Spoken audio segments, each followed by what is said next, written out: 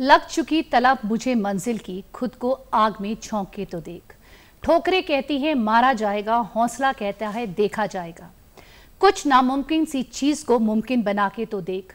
कुछ भीड़ में कुछ अलग करके तो देख। हौसला कहता है तू एक बार उठकर तो देख। नमस्कार, मैं सोनिका ढडवाल, विशेष कार्यक्रम में आपका स्वागत है। 5 सितंबर हर वर्ष जो है वो शिक्षक दिवस के रूप में मनाया जाता है। शिक्षक दिवस डॉक्टर सर्वपल्ली राधाकृष्ण के जन्म दिवस पर मनाया जाता है। शिक्षकों के प्रति कृतज्ञता को दिखाता है शिक्षक दिवस।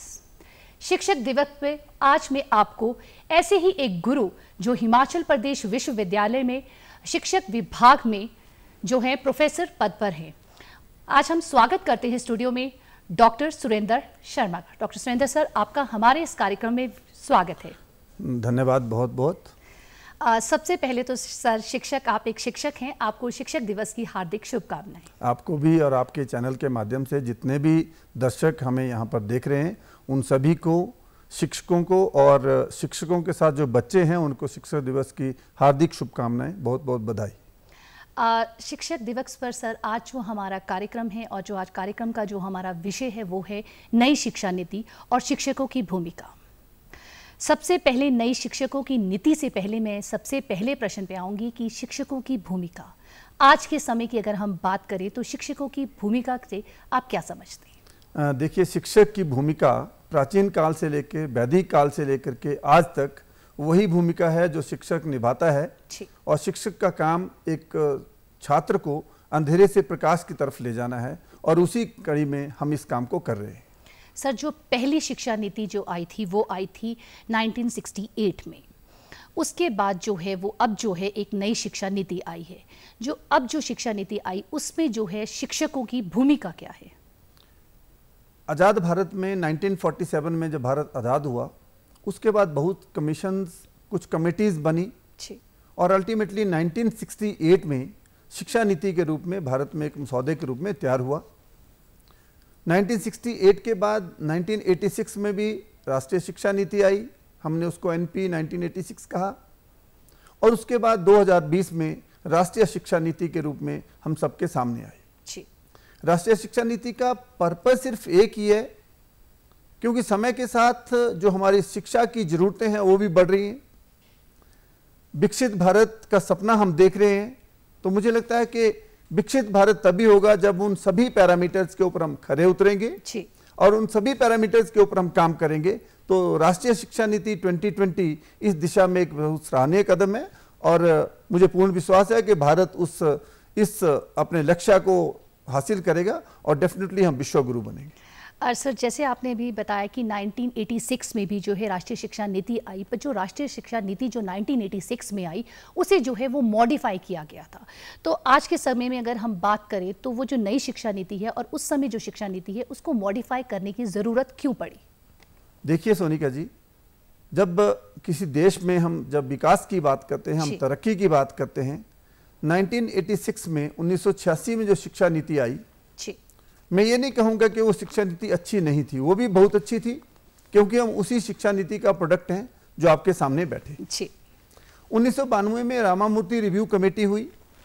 रामामूर्ति रिव्यू कमेटी में भी शिक्षा नीति में जो कुछ कमियां रह जाती थी या कुछ कमियां रही होंगी उनको रिव्यू किया गया। और उसके बाद ये मानिए कि 2005, 2012 ऐसे छोटे छोटे कुछ मॉडिफिकेशन करते गए हम, मगर फिर भी ये लगा कि आज़ाद भारत में एक और शिक्षा नीति की जरूरत है और उस शिक्षा नीति का नाम राष्ट्रीय शिक्षा नीति 2020 रखा गया। जी, जो राष्ट्रीय शिक्षा नीति 2020 है तो उसका मेन उद्देश्य क्या है? राष्ट्रीय शिक्षा नीति 2020 का उद्देश्य बिल्कुल भिन्न है। उसमें सबसे बड़ी कल्पना ये करी गई है कि इंडियन नॉलेज सिस्टम को हमने बढ़ावा देना है। 3 लैंग्वेज फार्मूला हमने दिया है और अल्टीमेटली एक छात्र का सर्वांगीण विकास अगर करना है, जिसको हम overall development of the personality of a person कहते हैं, तो शिक्षा नीति का वो उद्देश्य है। और हमारा जो छात्र, जो भारत का जो छात्र है, वो चाहे किसी दूर दराज गांव का बच्चा है या किसी मेट्रोपॉलिटन का बच्चा है, उस व्यक्ति तक पहुंचना राष्ट्रीय शिक्षा नीति 2020 का उद्देश्य है। सर जैसे आपने ऑलराउंड डेवलपमेंट की बात की कि जो बच्चों को है उनकी जो है उनका जो ऑलराउंड डेवलपमेंट करनी है, जैसे कि हम बात करें उनकी फिजिकल एजुकेशन की बात करें या वोकेशनल एजुकेशन की बात करें, क्या इन सब चीज़ों को जो है नई शिक्षा नीति में इंक्लूड किया गया है? 100% इंक्लूड किया गया। राष्ट्रीय शिक्षा नीति में वो सारी चीजें इंक्लूड की गई हैं जो एक गांव के बच्चे को और एक दूर दराज के बच्चे को, क्योंकि अभी भी भारत जो है, भारत अभी भी 80% भारत गांव में बसता है और उस भारत में उन बच्चों के गांव की जरूरतें क्या है, इसीलिए तो मातृभाषा का कंसेप्ट दिया गया है। इसीलिए भारत की अपनी भाषा, अपनी हिंदी लैंग्वेज की हम बात कर रहे हैं, इंग्लिश को भी हम नकार नहीं रहे हैं, इसलिए 3 लैंग्वेज फार्मूला दिया गया है। उसमें बच्चे की कंसेप्चुअल नॉलेज बहुत जरूरी है, एज वेल एज उसको हम एक रोट मेमोराइजेशन करें। नो, वी वांटेड कि हमारे जो बच्चे हैं उनकी कंसेप्ट फॉर्मेशन हो और उस कंसेप्ट फॉर्मेशन के साथ उसका बुद्धि का विकास हो और उस विकास के साथ जब वो समाज में जाए तो समाज को अपना कंट्रीब्यूशन करे। सर कोविड का जब समय आया तो कोविड ने जो है वो शिक्षा का जो एक पाठशाला का जो तरीका था पढ़ाई का, वो बिल्कुल ही अलग जो है वो बना दिया। अगर हम आज वर्तमान समय की बात करें तो वर्तमान समय में जो है वो शिक्षा जो चेंजेस आए उससे क्या इम्पैक्ट पड़ा? देखो, भारत एक ऐसा देश है जी। मैं ये कहना चाहूँगा कि जिस दिन भारत के 130 और 140 करोड़ लोग पूरे अपने तन मन धन से काम करना शुरू कर देंगे तो हम किसी भी विकसित राष्ट्र को पूरे 2 साल में पीछे कर सकते हैं और हम टॉप फिर दोबारा विश्वगुरु बन सकते हैं जी। बस उसमें जरूरत है कि मेरे शिक्षकों को उन बच्चों को तैयार करने की जरूरत है जो मेरे देश का भविष्य है। और इसी के साथ मैं ये भी कहना चाहूँगा कि भारत में किसी चीज़ की कमी नहीं है। ऑनलाइन एजुकेशन जब कोविड-19 आया तो उस समय आई, उससे पहले मैंने अपने जीवन के करियर में सिर्फ 2 ऑनलाइन लेक्चर लिए थे, मगर जैसे कोविड-19 हमारे देश में भगवान ना करे दूसरी बार आया और ऐसा आघात हमारे ऊपर हुआ तो हमारे शिक्षकों ने न केवल मेट्रोपॉलिटन में मगर ग्रामीण और दूर दराज के इलाकों में भी हमारे शिक्षकों ने ऑनलाइन शिक्षा दी और हमारे बच्चों को अपने साथ कनेक्ट करके रखा। सर बच्चों की जो लाइफ है उसमें जो एक शिक्षक है वो बहुत जो है इम्पॉर्टेंट रोल प्ले करता है। बच्चे अपने माता पिता की बात नहीं मानते हैं, वो कहते हैं कि हमारे टीचर ने ये कहा, ये बात सत्य है। अगर बच्चों को समझाने की कोशिश भी की जाए तो बच्चे हमेशा ये कहते हैं कि नहीं मेरी टीचर ने कहा है, ये बात सत्य है।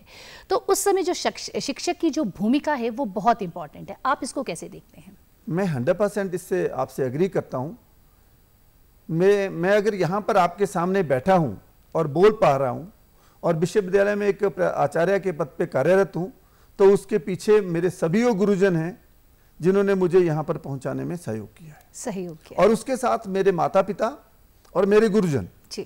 माता पिता ने मुझे संस्कार दिया और मेरे गुरुजनों ने मुझे उस संस्कार के रास्ते पे चलते चलते एक हाईएस्ट लेवल की जो डिग्री जिसको हम डॉक्टरेट कहते हैं वहाँ तक पहुँचाया।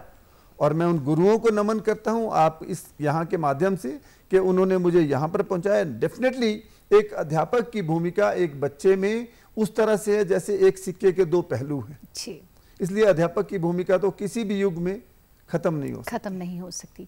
सर ये जो न्यू एजुकेशन पॉलिसी है उसमें जो है +2 के बाद का जो है वो पढ़ाई का जो है, जैसे हमारे समय में होता था कि ग्रेजुएशन 3 साल की है, उस ट्रेंड को शायद ख़त्म करने की उसमें है। थोड़ा सा इसके बारे में बताइए कि जो न्यू एजुकेशन पॉलिसी है वो +2 के बाद किस तरीके से चलेगी? वैसे तो इसको आप नेशनल एजुकेशन पॉलिसी कहिए क्योंकि इसका नाम ही राष्ट्रीय शिक्षा नीति रखा गया है 2020।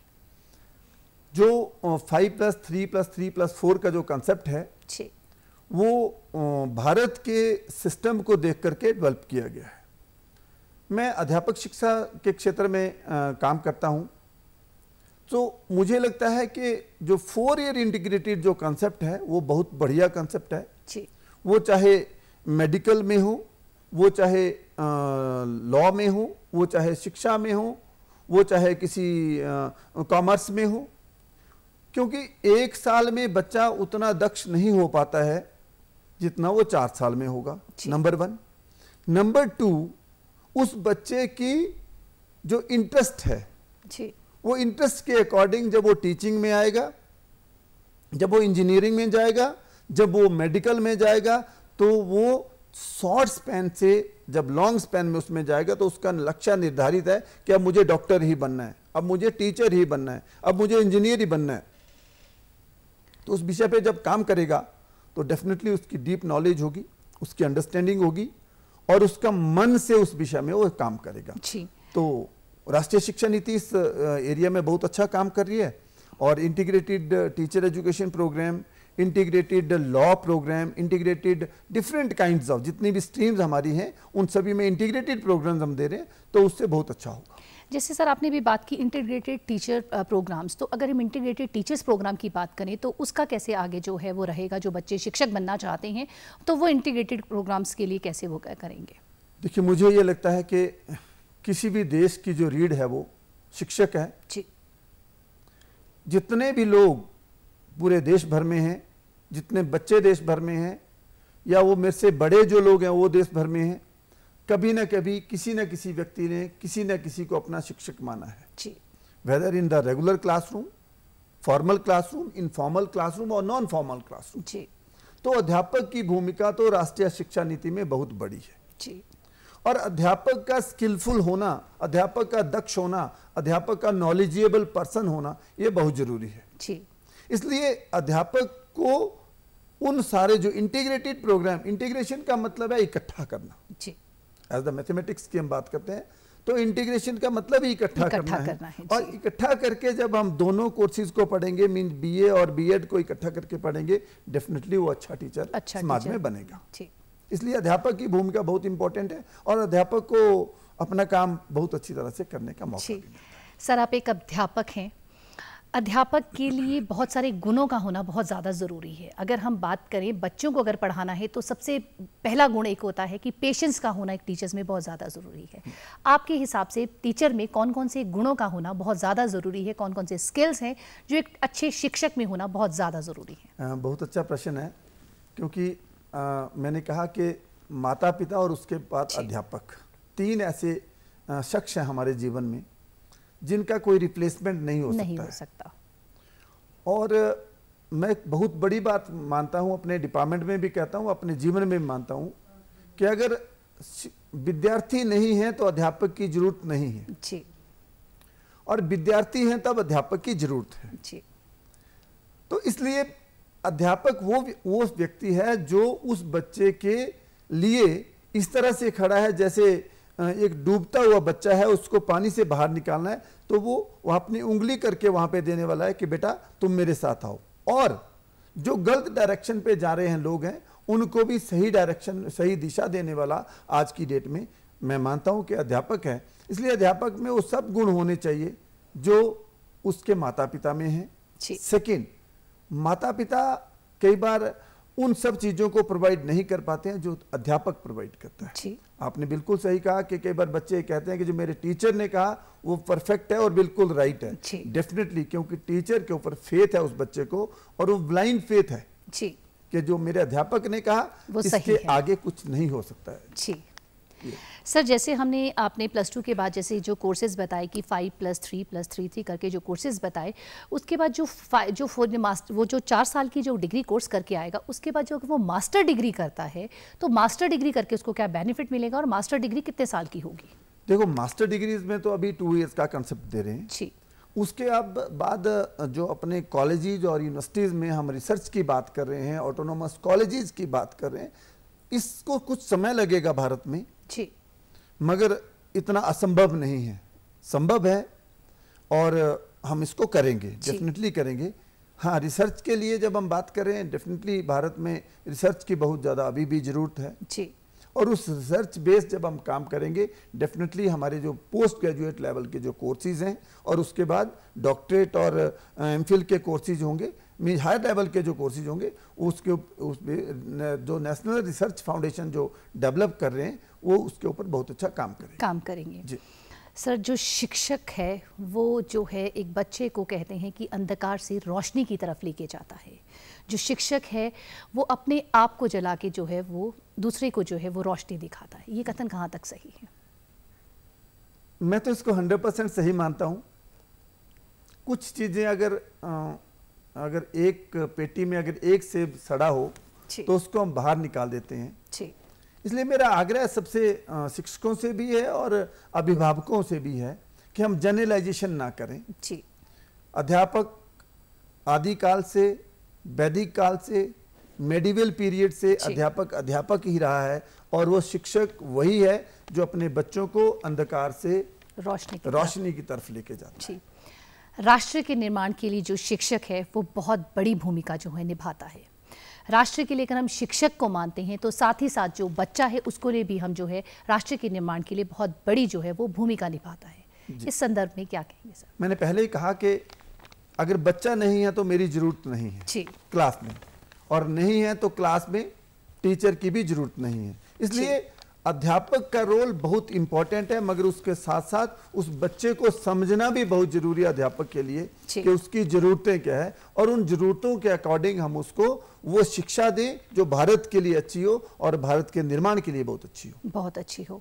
सर, जो ये नई शिक्षा जो राष्ट्रीय शिक्षा नीति है जो नई है वो शिक्षा के ढांचे को कितना बदल रही है, कितना बदलने का है कि क्या स्कोप्स हैं? अगर हम ग्लोबलाइजेशन की बात करें, अगर हम ग्लोबल वर्ल्ड में बात करें तो उसके साथ उसको हम कैसे कनेक्ट करेंगे कि हम कम्पीट कर पाएंगे? हम चाहते हैं हमारा देश जो है वो नंबर 1 है और हर देश में जो हमारी शिक्षा जो व्यवस्था है वो बहुत अच्छी है, तो जो नई शिक्षा नीति है वो इसको किस तरीके से देख रही है?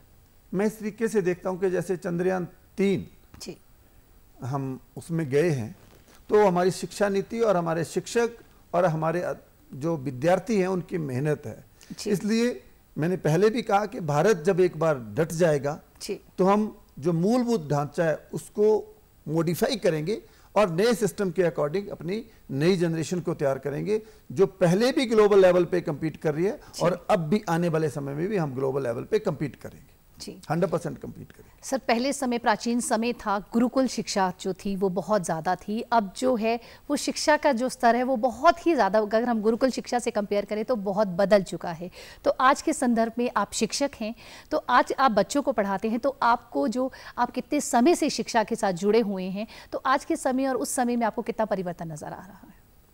मुझे लगता है कि समय की ज़रूरत है ये कि एजुकेशन का एक्सपेंशन होना चाहिए, शिक्षा का प्रसार होना चाहिए, पूरे देश में होनी चाहिए शिक्षा।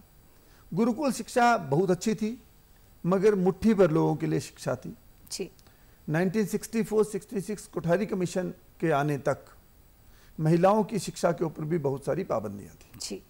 मगर आज के समय में मैं बताऊं, मेरे विश्वविद्यालय में करीब 70% गर्ल्स हैं और 30% बॉयज हैं जो रेगुलर सिस्टम में एजुकेशन ले रहे हैं। और जब माननीय राष्ट्रपति महोदय हमारे कॉन्वोकेशन सेरेमनी में आई तो सारे एक लड़का था जो गोल्ड मेडल वाला था, बाकी सारे गोल्ड मेडल लड़कियों को मिले। अब इससे बड़ा उदाहरण मैं क्या दूं कि हमारी शिक्षा नीति अच्छी है, शिक्षा आगे बढ़ रही है, जो लोग मेहनत कर रहे हैं उनको पूरा बेनिफिट मिल रहा है, वो पूरे काम कर रहे हैं और अच्छी तरह से अपने जीवन में आगे बढ़ रहे हैं। सर, शिक्षकों को भी जो है प्रोत्साहन देना चाहिए, उन्हें भी आगे जो है, जो शिक्षक अच्छा कर रहे हैं और जो उनको हमेशा ये होता है कि कोई अच्छा कर रहा है तो उसको देख के जो है वो दूसरा भी उसको अच्छा करता है।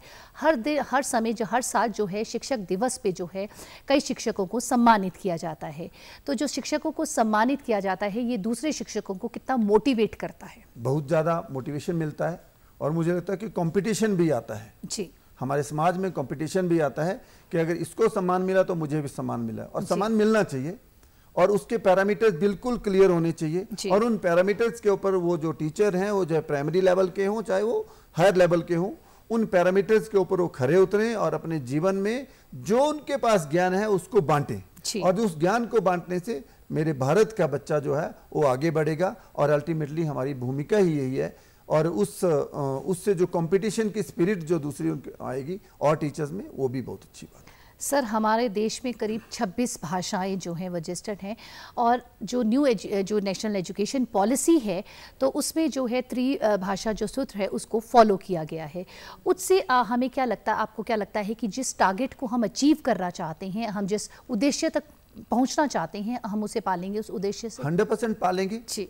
अभी करीब 22 भाषाओं में अनुवाद चला है पूरे देश भर में। एनसीईआरटी के कई कमेटीज में मैं जाता हूं, 22 भाषाओं में अनुवाद चला है और पुस्तकें बन करके तैयार हो गई हैं। बस वो अब उनको हम लॉन्च करने वाले हैं, और जिस जिस भाषा में अनुवाद चला है उस भाषा में उन बच्चों को ज्ञान के लिए वो सारी किताबें पढ़ने को मिल रही हैं। तो डेफिनेटली हम अचीव करें। मैं आशावादी व्यक्ति हूँ और मैं आशा रखता हूँ और मेहनत करता हूँ, इसलिए मुझे नहीं लगता है कि हम किसी चीज़ को पीछे छोड़ेंगे।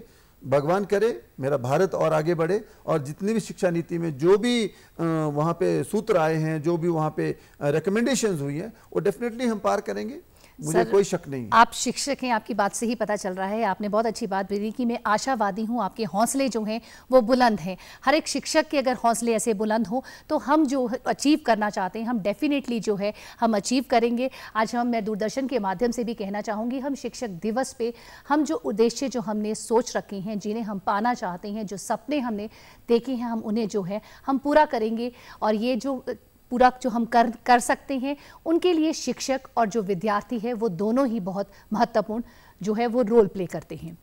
सर, हायर एजुकेशन की अगर बात करें तो जो NEP है उसमें क्या हायर एजुकेशन के लिए क्या प्रोसेस है? NEP में सारी चीज़ें डिफाइंड हैं जी। अब उसको इतना लंबा समय हम नहीं दे सकते यहाँ पे, मगर हायर एजुकेशन में बिल्कुल हर चीज़, ऑटोनोमस कॉलेजेज होंगे, degree granted college, research centres होंगे, वो सब कुछ फिक्स हुआ है। क्योंकि अभी समय लगेगा, 2020 में आई है, अभी तो इंसेप्शन में 3 साल पूरे हुए अभी, और आने वाले कम से कम 5 साल में इसके जो इम्पैक्ट है वो समाज में दिखना शुरू हो जाएगा। और जो लोग वहाँ पे हायर एजुकेशन में जो जाना चाहते हैं, मल्टीपल एंट्री मल्टीपल एग्जिट ऐसा भी एक कंसेप्ट है। जो बच्चा अपनी डिग्री को किसी कारणवश नहीं कर पाएगा, उसको अगर 1 साल लगाता है तो उसको एक सर्टिफिकेट मिलेगा, देन डिप्लोमा मिलेगा, देन डिग्री मिलेगी। ऐसा पूरा एक खाका तैयार किया गया है। पर्पज क्या है कि शिक्षा से कोई भी वंचित ना रहे, और किसी कारणवश अगर कोई वंचित रह गया तो उसको अपनी डिग्री छोड़नी पड़ रही है तो उसको कुछ न कुछ 1 साल का भी हमें मिलेगा, चाहे वो सर्टिफिकेट की शेप में मिलेगा, फिर डिप्लोमा की शेप में मिलेगा। इसलिए हायर एजुकेशन में जो बच्चे आएंगे उनका फ्यूचर बिल्कुल ब्राइट है। और डेफिनेटली मैं इसमें एक चीज़ और भी जोड़ना चाहता हूँ कि we wanted the motivated teacher in the society. We don't want the some sort of like teacher के चलो हो जाएगा कर लेंगे। No, we wanted highly motivated teacher in the system. जो हाईली मोटिवेटेड होंगे डेफिनेटली वो बच्चों को भी मोटिवेट करेंगे और मेरे देश को भी इग्नाइट करेंगे, आगे बढ़ाएंगे। सर, आपने बहुत अच्छी बात की कि मोटिवेशन बहुत ज़्यादा जो है वो ज़रूरी है, वो चाहे वो शिक्षक हो या जो शिक्षक बनना चाहता है।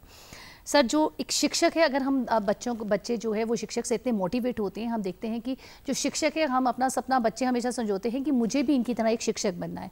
जो शिक्षक बनने का जो प्रोसेस है वो भी आसान प्रोसेस नहीं है। शिक्षक बनना भी हम कहें, जैसे डॉक्टर इंजीनियर की बात करें, जो शिक्षक प्रोसेस बनना है, जो बनते हैं वो भी एक जो है एक लंबा प्रोसेस रहता है। तो उसके बारे में बताइए कि अगर जो बच्चा शिक्षक बनना चाहता है वो कैसे जो है अपने आप को मोटिवेट कर सकता है और वो शिक्षक बन सकता है। इंटीग्रेटेड टीचर एजुकेशन प्रोग्राम जो है वो उसी कड़ी का एक हिस्सा है जी, जिसमें अभी देश भर में 57 इंस्टीट्यूट में इस साल से ITEP प्रोग्राम चल चुका है जी। उसका ड्राफ्ट भी तैयार हो गया, उसका सिलेबस भी बन चुका है, और NCT के माध्यम से वो पूरे देश को दे भी दिया गया है। और उसके माध्यम से NCT में, क्योंकि एज ए मेंबर की हैसियत से मैं कहता हूँ कि वहाँ पे जितने भी कोर्सेज हैं, NIT IITs की ने भी ITEP कोर्स को चलाना शुरू किया है। तो मुझे लगता है कि आने वाले समय में अध्यापक जो है वो उस प्रोसेस से निकलेगा, और जब वो सच में अध्यापक बनना चाहता है, mean teacher by choice not by chance, तो डेफिनेटली वो अच्छा करेगा देश के लिए। डॉक्टर सुरेंद्र, आप आज शिक्षक दिवस पे हमारे साथ जुड़े और आपने इतनी महत्वपूर्ण जानकारी दी, उसके लिए बहुत बहुत धन्यवाद। बहुत बहुत धन्यवाद आप सभी का। शिक्षक वास्तव में जो बच्चों को जो है वो रोशनी दिखाता है। शिक्षक और छात्र दोनों जो है वो राष्ट्र के निर्माण के लिए बहुत बड़ी जो है वो भूमिका निभाते हैं। आज के कार्यक्रम में सिर्फ इतना ही। अगले हफ्ते फिर मिलेंगे। नमस्कार।